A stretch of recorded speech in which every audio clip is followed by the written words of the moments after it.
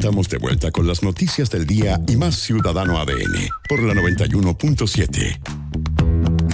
Lo habíamos anunciado en este Ciudadano ADN el día martes 23 de julio. Nos iba a acompañar aquí en el estudio el ministro de Transportes y Telecomunicaciones, Juan Carlos Muñoz. ¿Cómo está, ministro? Muy buenas tardes, Sandra. Gracias por tenerme aquí en el Ciudadano ADN. La verdad que muy contento. Llegó en bicicleta, ¿cierto?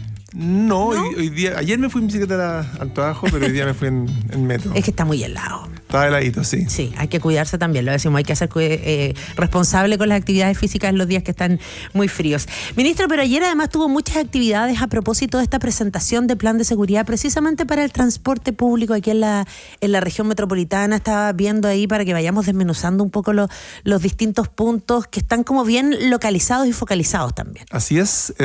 Bueno, el tema de seguridad es transversal a nivel de país, por supuesto para el gobierno ha sido central. Y por eso es que el año pasado, como en esta fecha más o menos, hicimos un gran acuerdo por la seguridad en el transporte público con los operadores de buses, con el carabineros clave, ¿no es cierto?, con delegación presidencial y gobernador. Y lo que hicimos fue armar una mesa de trabajo y eso hemos ido avanzando y hoy día tenemos 3 resultados. Un primer resultado tiene que ver con que el 79% de los buses tienen ya cámaras en su interior, lo que es muy positivo porque cuando tú tienes algún tipo de delito, por ejemplo, a veces hemos visto gente que sale a incendiar un bus, sí, te queda un registro de lo que está pasando en el exterior del bus y en el interior del bus y esa información se dispone a la justicia o a la fiscalía cuando hay que llevar adelante una investigación. Pero hoy día quisimos dar un paso adicional, que es que se ha dispuesto que en un piloto, son 20 buses, pero la empresa que está a cargo de este piloto va a llevar adelante toda su flota de 600 buses, es que el conductor puede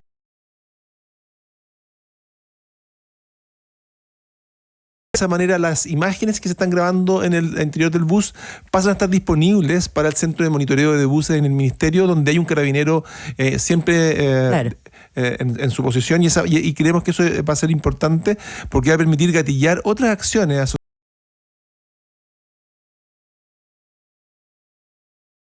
actividad delictual. Es uno de los proyectos que estamos llevando adelante.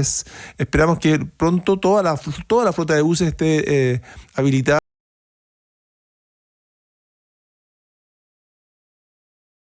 desde el centro de monitoreo de buses. Eso es fundamental porque es en el momento, ¿no? Es transmisión en vivo y en directo, como decimos, está acostumbrada la gente a través de las redes sociales, porque hasta hace algunos años, ¿qué pasaba en el bus? Que te robaban el celular cuando te ibas a subir, efectivamente, ¿no? Pero en el día de hoy, lamentablemente, hemos visto hasta muertes de personas que tratan de defender ahí alguna pelea o algún robo, alguna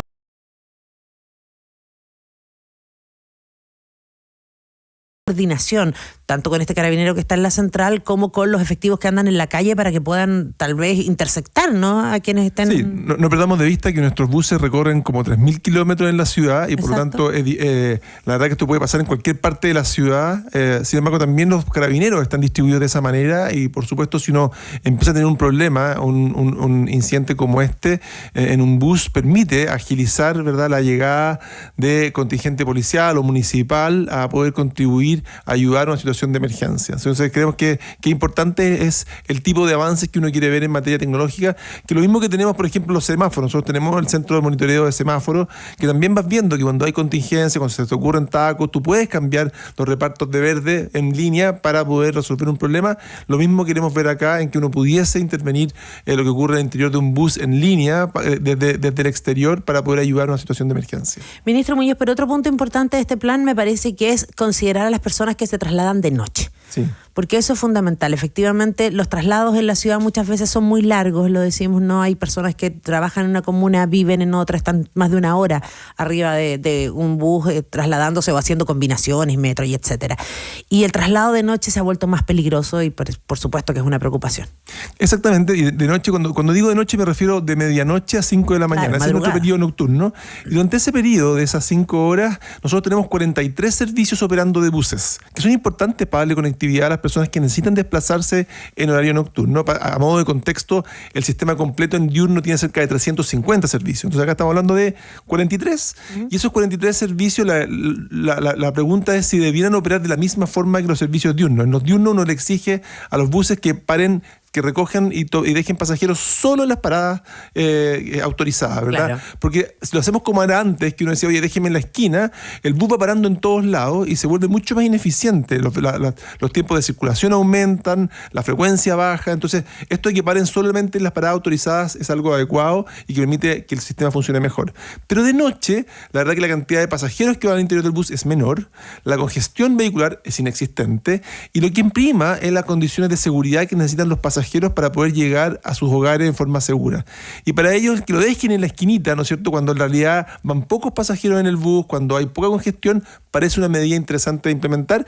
La estudiamos en un contexto internacional, vimos que París lo hacía, que Madrid lo hacía, que Sao Paulo lo hacía y que tenían buen resultado, y entonces a partir del 1 de agosto vamos a exigir o vamos a permitir que un bus pueda dejar a un pasajero en la esquina y no en el paradero en los horarios nocturnos, entre medianoche y 5 de la mañana solamente. Por supuesto que es un avance, porque hay personas que de repente bajan el paradero y tienen que caminar 2 o 3 cuadras, a lo mejor eso se les va a cortar y puede ser mucho más seguro. Pero a propósito de paraderos, ministro, ahí hay otro punto, porque hay paraderos que también son súper peligrosos y la espera, hay gente que en esos horarios de madrugada está esperando o para empezar su jornada laboral o efectivamente el lugar a donde llega. O sea, para los usuarios de transporte público, el punto donde nos sentimos más vulnerables y frágiles, yo creo, es en el paradero. Cuando uno está en el paradero, las condiciones a veces del contexto del paradero no son las ideales, uno se siente inseguro y no tienes ni idea cuándo va a llegar el próximo bus, y más encima si eres visible para el resto de las personas ahí esperando en el paradero. Entonces lo que estamos haciendo es, por una parte, hemos seguido con un proyecto que empezamos desde el inicio, que era renovar todos los paraderos del sistema. Uh-huh. El paradero tiene 12.000 paraderos, identificamos que había 10.000 que necesitábamos intervenir. Son 10.000 paraderos a los cuales he estado trabajando para mejorar sus condiciones, y lo que estamos anunciando ayer fue que en 500 de ellos, además, vamos a disponer de mejor iluminación, por una parte, y segundo, vamos a disponer lo que se llaman paneles de información variable, que son esos paneles donde uno puede saber cuánto falta para que lleguen los buses, de modo que la persona que está ahí esperando dice, estoy esperando la 501, faltan 3 minutos, o faltan 18 minutos, porque a lo mejor hay un cierto momento en que, por ejemplo, la frecuencia es más baja o por lo que sea. Bueno, a lo mejor si faltan 18 minutos, yo busco un refugio distinto, un lugar donde me sienta más seguro. Claro. Si faltan 3 minutos, a lo mejor estoy más tranquilo respecto del momento en que va a pasar mi servicio. Entonces, creemos que son mecanismos, son acciones que apuntan no solamente a un sistema más eficiente, sino que también, sobre todo, a un sistema más seguro, poniendo la seguridad como un elemento prioritario. Y ojo que eso funciona, para quienes nos estén escuchando que de pronto dicen, pero esas cosas no funcionan. Sí funcionan, porque incluso a través de la aplicación, en nuestra Cami, nuestra productora que usa la 517 aquí al frente, perdón por entregar tanto detalle, Cami, aquí en el paradero aquí al frente, cuando estamos aquí en la oficina, de repente dice, la micro ya 13 minutos, y termina de hacer las cosas, de repente dice, mi micro está 4 minutos, y sale corriendo, y uno sabe que efectivamente tiene esa posibilidad. A mí me pasó el fin de semana, fui a este partido de rugby que hubo en el Estadio Nacional, mi combinación fue bus-metro, y siempre la aplicación me permitiría saber cuánto tiempo faltaba para que llegara el bus que me iba a llevar a mi destino, y eso yo creo que es un elemento muy positivo que los usuarios de transporte público valoran mucho. Ministro, y a propósito de eso, ¿hay alguna revisión constante? Me imagino la gente también se lo preguntará, a propósito del dinamismo que tiene la ciudad, ¿no? De cómo va cambiando respecto a las frecuencias de los buses, porque estábamos viendo también, hubo ahí un reportaje del Clinic, donde hace este ranking, ¿no?, de los buses red, y da cuenta de que la 506, el recorrido 506 es el que traslada el mayor número de pasajeros, y que la 410 es el que tiene mayores índices de espera, hasta 20 o 25 minutos. ¿Se va evaluando eso constantemente? Nosotros estamos mirando la operación permanentemente en 2 dimensiones. Por una parte está en los tiempos de viaje, ¿no es cierto?, la regularidad de los servicios, porque no es lo mismo que pasen 10 buses a la hora y que pasen esos 10 buses pasen uno cada 6 minutos. Exacto. A que pasen 3 juntos, ¿no es cierto?, cada 18 minutos. Entonces, es clave acá la regularidad, y ahí en los contratos con los operadores se le exige no solamente que pasen la frecuencia que corresponde y se le paga solo por esa frecuencia, es decir, si pasan más buses, esos buses no se le pagan. Se le pagan los que efectivamente pasan y se le exige una frecuencia mínima.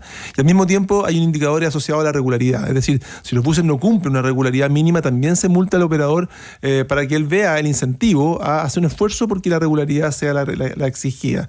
Y estamos, y por supuesto que hay servicios que la frecuencia que se les exige depende de la demanda, ¿verdad? Sí. Hay servicios que son un poco más periféricos, en los cuales la demanda es más baja y por lo tanto la frecuencia es menor.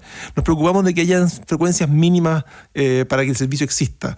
Y en este caso las aplicaciones también ayudan a que la gente, bueno, a lo mejor tengo un servicio que tiene frecuencia baja, pero si yo sé cuándo va a pasar el bus, eso cambia mi experiencia de usuario. Ministro, y además también me imagino tienen que estar preparados para apoyar las contingencias. Ha pasado mucho con el tema del metro, no solo cuando hay una contingencia porque hay una falla técnica o porque hay una persona en las vías o alguna emergencia, sino que porque en los últimos días también se han registrado manifestaciones que han llevado a cerrar estaciones de metro nuevamente y ahí se requiere el apoyo de buses, la coordinación interna. ¿Qué pasa en esos casos? ¿Cómo se hace? Nosotros tenemos nuestro chat de contingencias de transporte a nivel de región metropolitana, donde estamos en permanente contacto, no solamente las gerencias de operaciones, sino que también las autoridades para poder entender qué es lo que está ocurriendo en la ciudad. Y en este caso, claro, cuando por ejemplo tenemos alguien en las vías, que a veces nos pasa, ¿verdad?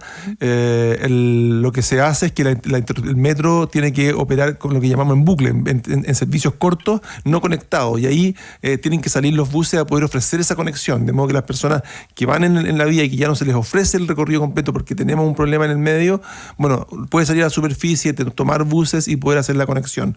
Una bondad que tiene nuestro sistema de transporte público en Santiago es que tiene esta tarifa integrada, en que uno va cambiando de modo de transporte y sigue pagando la misma tarifa. Hay una integración tarifaria, pero también hay una integración operacional, que es lo que yo te comentaba, respecto a que el sistema está diseñado como tal, y al mismo tiempo reacciona ante contingencias de modo de poder brindar la mayor conectividad posible. Por supuesto, cuando falla una línea de metro es un problema relevante, pero es distinto cuando el sistema simplemente le da lo mismo respecto a lo que le está pasando al usuario a un sistema en que rápidamente trata de reaccionar para poder ofrecer esa conectividad y alternativas. Y otra cosa buena que tiene nuestro sistema de metro es que cada vez más tiene distintas alternativas porque ya es una red. Sí. Y por lo tanto tú dices, hoy está, por ejemplo, interrumpida la línea 6, bueno, a lo mejor yo, si puedo conectar con la línea 2, línea 1, línea 4, puedo llegar a mi destino de cualquier manera. Y esa resiliencia que va mostrando nuestro sistema es algo que nuestros usuarios valoran. Es interesante ver que hoy día los usuarios le ponen al sistema la mejor nota que le han puesto nunca. Hoy día la nota que tiene el sistema de transporte público, el sistema red, tiene un 5,5. Y eso creemos que es algo positivo. El metro también aparece como y también los buses, aparecen como una bondad muy positiva y un atributo positivo de Santiago. Santiago no solamente tiene 150 kilómetros de metro, tiene además la flota de buses eléctricos más grande del mundo, fuera de China. O sea, tú no vas a encontrar una ciudad fuera de China con más buses eléctricos que Santiago, y eso es algo que parece como increíble, más que Nueva York, más que París, más que Madrid, que Londres, que Tokio. Sí, Santiago de Chile. Y seguimos avanzando porque tenemos licitaciones en curso para poder aumentar la flota. Bueno, de hecho ese punto nos preocupó cuando subimos lo del alza de las cuentas de la energía, pero aquí los especialistas nos explicaron que va a seguir siendo mucho más conveniente la electromovilidad que el combustible. Pero a propósito también de gastos, ministro, para que todas estas iniciativas funcionen hay que financiarlas. Y hace una semana se cumplió el aumento en el pasaje de transporte de 10 pesos. ¿Cómo ha funcionado eso? Porque sabemos que la gran pana de nuestro sistema, y hace muchos gobiernos atrás, es el tema de la evasión. Efectivamente, nosotros el sistema de transporte público requiere un financiamiento, y ese financiamiento viene por una parte por el subsidio que se brinda y otra parte por las tarifas que se cobran. Y hay un panel de expertos que lo que nos va indicando a nosotros es cuando las condiciones económicas, ya sea por inflación, petróleo, electricidad o mano de obra o dólar, exigen un aumento en la tarifa.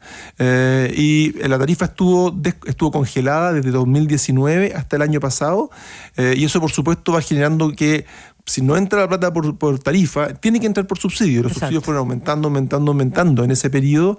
Desde agosto del año pasado, el gobierno determinó que la tarifa era necesario descongelarla para que los recursos, ¿no es cierto?, que exige el sistema pudiesen ir orientados más bien a otras políticas sociales también. Y el año pasado, a esta fecha, la tarifa se descongeló en 10 pesos y incorporamos ahí una cosa que se llama el monto máximo mensual, que es que cuando las personas llegan a un cierto monto de plata pagada en el mes, de ahí para adelante todos los viajes son gratis, que creemos que eso fomenta el pago y fomenta el uso, y ha sido muy exitoso. En febrero de este año también el panel de expertos recomendó 20 pesos y esa alza se implementó, y ahora recomendó 20 pesos de nuevo, y dado el contexto de costo para la ciudadanía, el invierno duro que teníamos, el gobierno determinó que de esos 20 pesos iba a implementar un alza de solamente 10 y los otros 10 lo iba a congelar, inyectando recursos al sistema. Entonces, y al mismo tiempo se congeló la tarifa estudiante y la tarifa adulto mayor y el monto máximo mensual. Es decir, el subsidio se focaliza principalmente en los usuarios que más lo necesitan, ya sea por sus condiciones sociales o porque son los que más usan el sistema. Y esa alza se implementó en la noche del lunes al martes. Al martes, sí. De la semana pasada. Y claro, ha habido algunas manifestaciones de estudiantes en particular, a pesar de que la tarifa estudiantil se ha mantenido congelada. Y bueno, ha habido que reaccionar por parte de Metro para tratar de que ojalá esas manifestaciones no signifiquen una interrupción en el servicio para los usuarios. Cuando se interrumpe el servicio, eso afecta a decenas de miles de personas que van en vagones, que se quedan atrapados, que no tienen conectividad, que no pueden llegar a sus trabajos, que no pueden llegar de vuelta a sus casas, y eso es lo que queremos evitar. Queremos que el sistema de Metro se siga entregando por entero para dar conectividad en la ciudad, y en eso estamos trabajando, y el Metro va a hacer una tremenda pega por poder dar todas las garantías de que eso va a ser así. Ministro Muñoz, pero además se tiene proyectado ya cuándo habría que implementar la nueva alza, cuándo habría que descongelar, por ejemplo, el aumento de ese monto máximo. A ver, lo que acá tenemos es que tenemos este panel de expertos que nos va haciendo este análisis, ¿verdad? Eso ellos se reúnen mensualmente, pero emiten un eventual alza de tarifa cada 3 meses.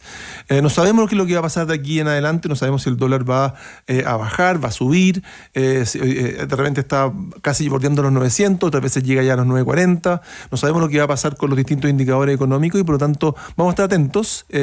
Lo que sí, el compromiso del gobierno es seguir balanceando y tratando de buscar un buen equilibrio entre lo que son las necesidades financieras de un sistema que es un atributo positivo de la ciudad y queremos que se siga fortaleciendo, que más personas lo usen, y eso requiere recursos, y por otro lado también las necesidades de las personas más vulnerables, y vamos a seguir buscando los mecanismos para encontrar ese equilibrio que creemos que hasta ahora ha estado razonable. Ministro, como este programa se llama Ciudadano ADN, hay espacio para nuestros ciudadanos que se manifiestan. Adelante. Aquí nos dice, ¿dónde estaba uno que era muy bueno, que se me perdió? Acá, el de Richard de La Pintana.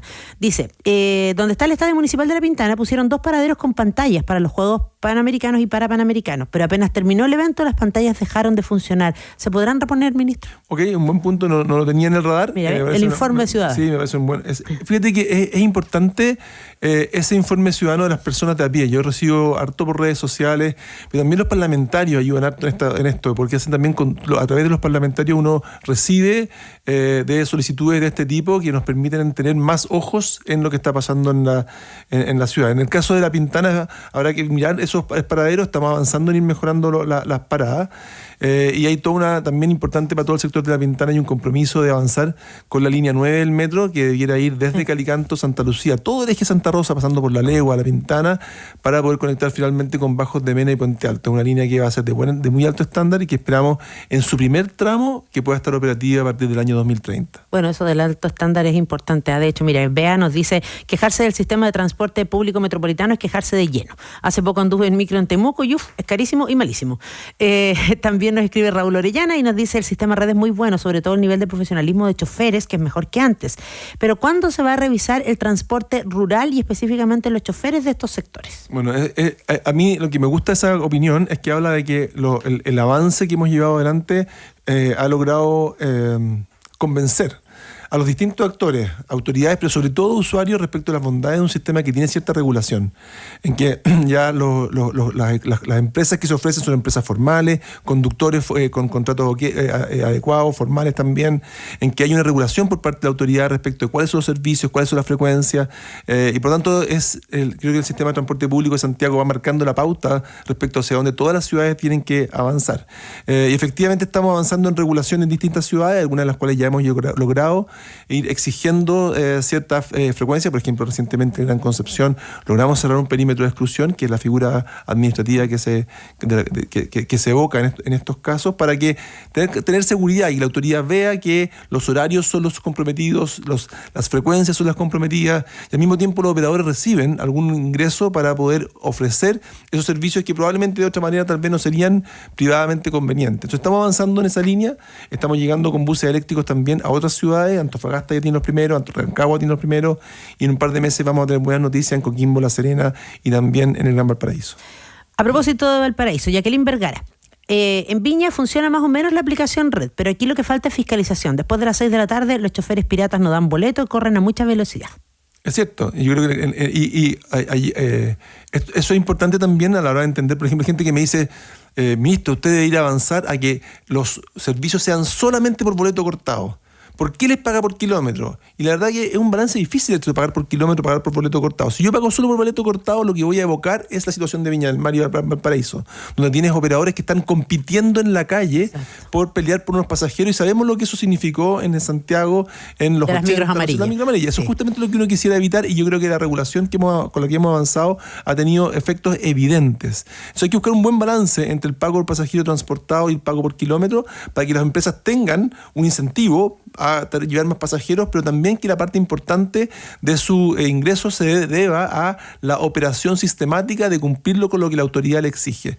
Y en el caso de Gran Valparaíso estamos avanzando, esperamos tener pronto también una regulación de frecuencias, de que nosotros tengamos mucho más control respecto de las velocidades de los buses y al mismo tiempo poder generar recursos para incentivar una renovación de flota y poder llegar con el mismo proceso que hemos visto en Santiago, tiene que tener un espejo en Santiago a la brevedad. Sí, que eso tiene que ver también con la seguridad, que es una de las prioridades que hoy día están manejando en el ministerio. Desde Antofagasta nos escribe Jorge también, ministro.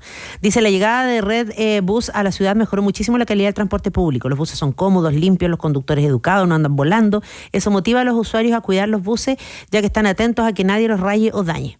Mi consulta, ¿hay algún proyecto para ampliar el sistema, incluyendo algún sistema de metro para lo largo de la ciudad? Antofagasta ha crecido mucho. Me parece que en regiones también empieza a crecer la ambición, porque ya, siendo de región, durante muchos años vivimos los buses que se despachan de Santiago se van para las regiones, ¿no? Es cierto, y en el caso de Antofagasta tenemos un poco más de 40 buses yendo de norte a sur, del sector de La Chimba en el norte, pasando por el centro de Antofagasta hasta el sector de la universidad en la parte sur. Y lo que uno quisiera ver es cómo eso se va expandiendo. Y por una parte, hay dentro de los subsidios espejo del sistema de transporte público de Santiago hacia regiones, una parte la administra el ministerio a través de esto, que fue con lo que se ha financiado estos recursos, estos buses, pero también hay otra parte que tiene que ir al gobierno regional. Y ahí la conversación con el gobierno regional también es cómo podemos ir extendiendo este servicio para poder incorporar más buses eléctricos, por ejemplo, a Antofagasta. Y respecto a lo que habla del metro, bueno, yo creo que la ciudad de Antofagasta se presta, en mi opinión, para un servicio de transporte masivo, porque es una ciudad muy es angosta relativamente y larga, ¿verdad? Sí. Y por lo tanto tener un transporte masivo norte-sur, algo que nosotros estamos estudiando, nos gustaría poder brindar y nos gustaría poder avanzar, pero para eso hay que hacer estudios, hay que ser serios y poder mirar y predecir cuáles serían los costos y cuáles serían los beneficios. Parte importante de las bondades del Metro de Santiago y por qué es tan importante para Santiago es porque tenemos integración tarifaria. Si nosotros no tuviésemos integración tarifaria como era antes del sistema Transantiago, hoy día Red, la cantidad de pasajeros que recibiría Metro, a pesar de su extensión, sería mucho menor, sería como la mitad. Sería mucho menor de lo que es hoy día. Parte importante de por qué mucha gente usa el metro es porque puede combinar buses y metro para poder llegar a su destino.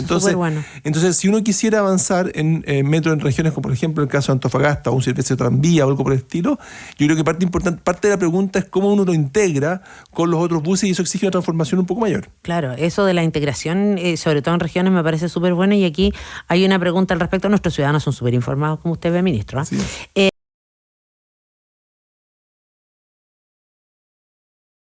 ¿Implementará algún día la integración de los taxis colectivos a las redes de metros y buses? Por ejemplo, en Puente Alto, para poder llegar al metro, debes tomar un colectivo porque la red bus no es tan rápida.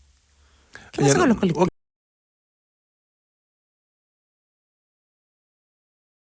Realmente en regiones, hay ciudades en las cuales los colectivos han ido desplazando a los buses como modo de transporte principal. Nosotros estamos buscando la forma de también ir recuperando el transporte público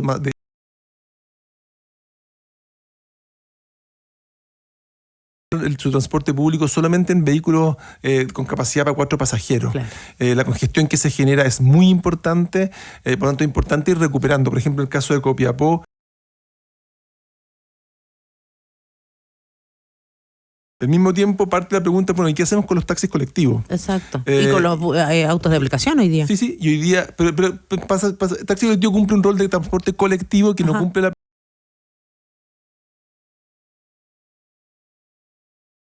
paso. Por un lado, estamos destinando recursos a los gobiernos regionales a través de este subsidio espejo que te contaba yo al principio, este recurso espejo, y esos montos tienen que ir destinados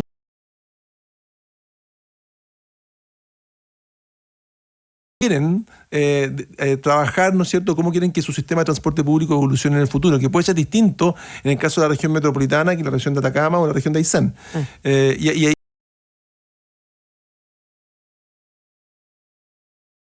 vayan al transporte público mayor, que son los buses o el metro, ¿verdad?, sino que también puedan ir a ayudar a la operación o la renovación de flota de los transportes del taxi colectivo.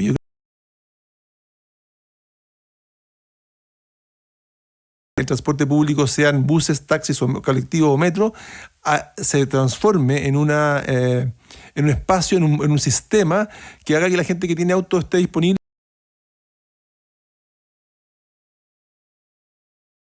Esto en todo caso que se considere la realidad de cada una de las localidades para ver cómo se implementa el mejor transporte. No lo veía a propósito del proyecto, por ejemplo, del teleférico también que va a haber en Valparaíso, que me parece